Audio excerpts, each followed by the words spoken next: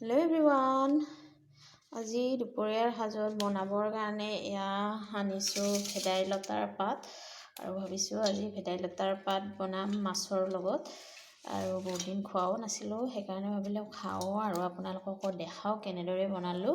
তেতিয়াহ'লে চাই থাকিব ভিডিঅ'টো শেষলৈকে আৰু শেষত কমেণ্ট কৰি জনাবলৈ নাপাহৰিব ভিডিঅ'টো চাই আপোনালোকে কেনেকুৱা পালে। আৰু এতিয়া পাতখিনি মই অলপ অলপকৈ এনেদৰে ছিঙি লওঁ, ছিঙি ভালদৰে ধুই ল'ম। এইখিনি ভালদৰে চাব লাগিব, কিবা থাকিব পাৰে।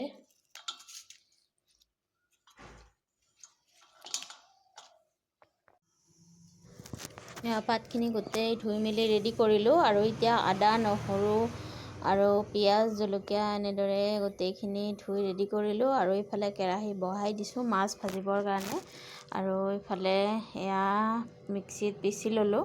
পিচি লোৱাৰ পিছত ইয়াতে দিছোঁ লং আৰু জালুক আৰু লংখিনি ধুই কিনে ইয়াতে দি দিলোঁ আৰু দিম ইয়াতে গোটা জিৰা আৰু গোটা জিৰা ইয়াত ধুই লৈছিলোঁ আৰু ইয়াতে অলপমান দি দিলোঁ গোটা জিৰা।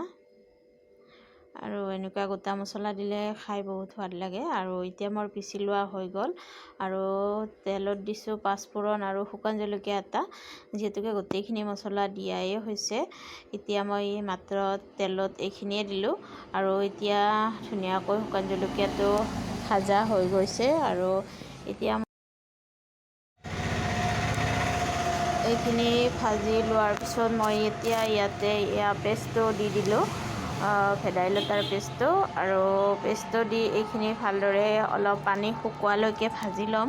পানীখিনি অলপ শুকাব দিম। তাৰপিছত ইয়াতে সোৱাদ অনুসৰি নিমখ হালধি দি দিম। নিমখ হালধি দিয়াৰ পিছত এইখিনি ভালদৰে ভাজি ল'ম। ভালদৰে ভাজি ল'লে ইয়াতে আদা নহৰু কেঁচা গোন্ধটো গুচি যাব, সেইকাৰণে এইখিনি ভালদৰে ভাজি লওঁ প্ৰথমতে। তাৰপিছত এইখিনি ভাজি লোৱা হোৱাৰ পিছত দিব লাগিব ইয়াতে গৰম পানী, আৰু গৰম পানী মই হ'ব দিছোঁ। এতিয়া এইখিনি ভালদৰে ভাজি লোৱা হৈ গ'ল। এতিয়া মই ইয়াতে দিম গৰম পানী, উতলা গৰম পানী। আৰু মিক্সি বাতিটো খালি অলপ পানী দি দিলোঁ আৰু প্ৰয়োজন অনুসৰি গোটেইখিনি পানীয়ে দি দিলোঁ।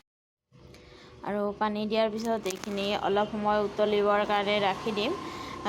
উতল অহালৈকে ধুনীয়াকৈ উতল আহি গ'ল। ইয়াতে এতিয়া মাছখিনি দি দিম।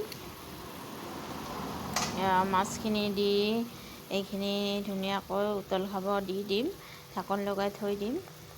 তাৰপিছত উতল অহাৰ পিছত আলু দি দিছোঁ। আলু বইল কৰি ৰাখি দিছিলোঁ। আলু এটা ইয়াতে এনেদৰে ভাঙি দিলোঁ আঞ্জাখনত। আলুখিনি দিলে ভাল লাগে খাই। আৰু আলুখিনি দিয়াৰ পিছত এইখিনি আৰু অলপ সময় ল' ফ্লেমতে ঢাকন লগাই ৰাখি দিম।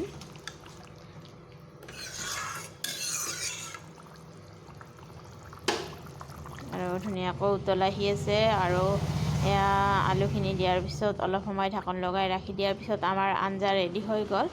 আৰু এনেদৰে ভেদাইলতাৰ জোলখন খাই বহুত ভাল লাগে। মই এনেদৰেই বনাওঁ, আপোনালোকে কেনেদৰে বনাই জনাব।